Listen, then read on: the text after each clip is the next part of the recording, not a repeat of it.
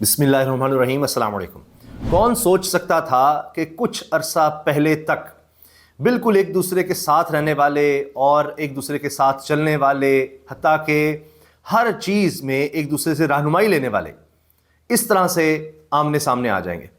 मरीम नवाज़ साहिबा फजलुर रहमान साहब को अपना बुज़ुर्ग करार देती हैं और पीडीएम के दौर में ज़ाहिर है सरबराही फजलुर रहमान साहब कर रहे थे, इकट्ठे जलसे कर रहे थे, सब कुछ इकट्ठे था।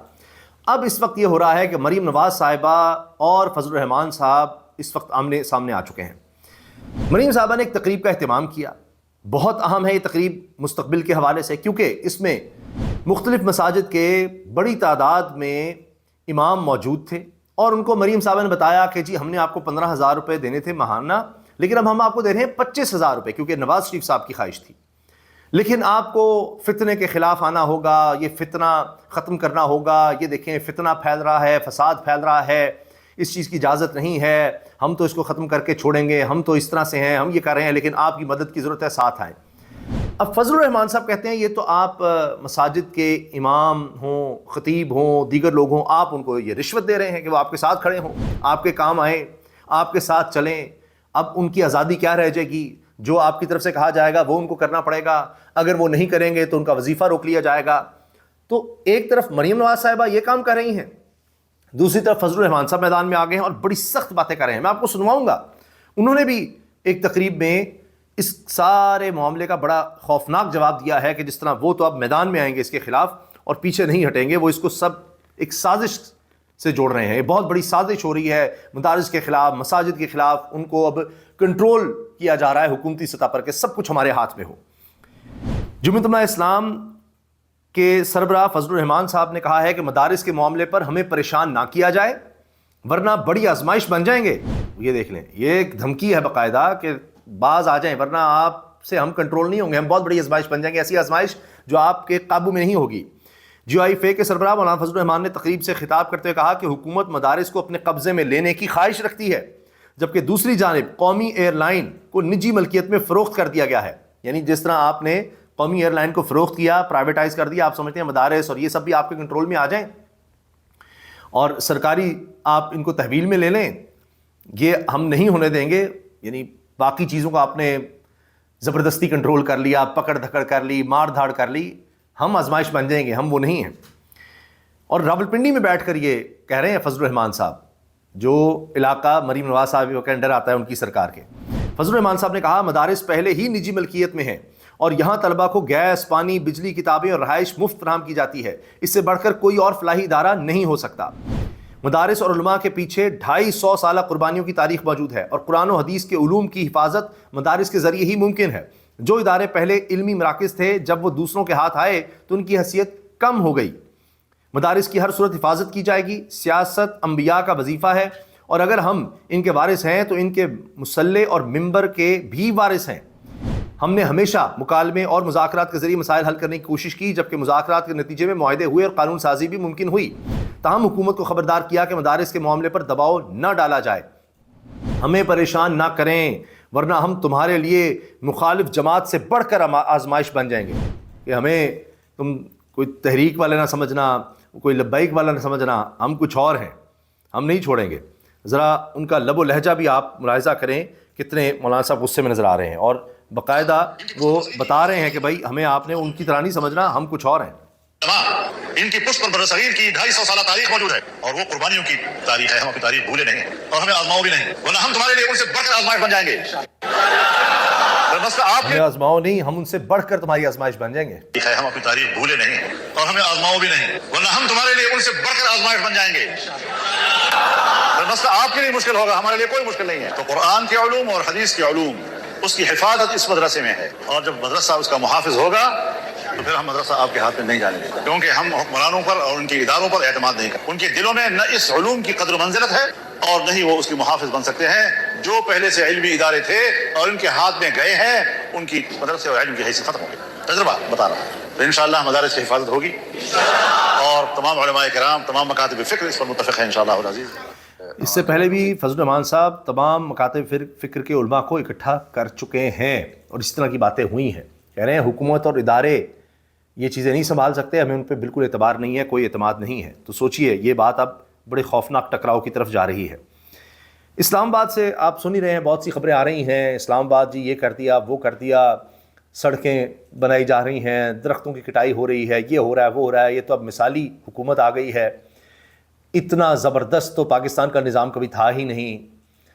پیپلز پارٹی پر آپ تنقید کرتے ہیں، کراچی میں بچے مین ہولز میں گر کے، گٹر میں گر کر، نالے میں گر کر مر رہے ہیں، تو پتہ چلتا ہے جی پنجاب میں بھی ایسی صورتحال ہے، کبھی کسی شہر سے خبر آ جاتی ہے بچے کے مرنے کی، کبھی کسی شہر سے۔ اب اسلام آباد سے آ گئی ہے، اسلام آباد میں گٹر میں گر کر 3 سالہ بچہ جہاں بھاگ ہو گیا۔ یہ وفاقی دارالحکومت ہے، 2.5 کروڑ سے زیادہ بچے ویسے ہی اسکول سے باہر ہیں اور اب خوراک کی کمی کا بھی شکار ہیں، صحت کے مسائل بھی ہیں، اور گٹر میں ڈوب کے بھی مر رہے ہیں۔ ویسے حکمرانوں کو چلو بھر پانی میں شرم سے ڈوب کر مرنا چاہیے کہ اس طرح کی خبریں ہمارے لیے آ رہی ہیں۔ کتنی افسوسناک بات ہے۔ پاکستان ان ممالک کی فہرست میں چلا گیا ہے جہاں پر نوزائیدہ بچے جو پیدا ہونے کے فوری بعد دنیا سے چلے آتے ہیں، ان کی تعداد سب سے زیادہ ہے۔ یہ حالت ہو گئی ہے پاکستان کی، اور چند ہی ممالک ہوں گے جو بدترین اعداد و شمار میں ہم سے پیچھے ہوں گے، ورنہ دنیا کا سب سے کوئی بھی آپ برا، کرپشن کا اٹھائیں، انصاف کی تباہی کا اٹھا لیں، اور اب خوراک کا، صحت کا، کوئی بھی بچوں کے حوالے سے سٹنٹڈ گروتھ کا اٹھا لیں کہ خوراک کی کمی کا، ہر جگہ پر آپ کو پاکستان کا نام نظر آئے گا۔ بڑے افسوس اور دکھ کے ساتھ کہنا پڑتا ہے۔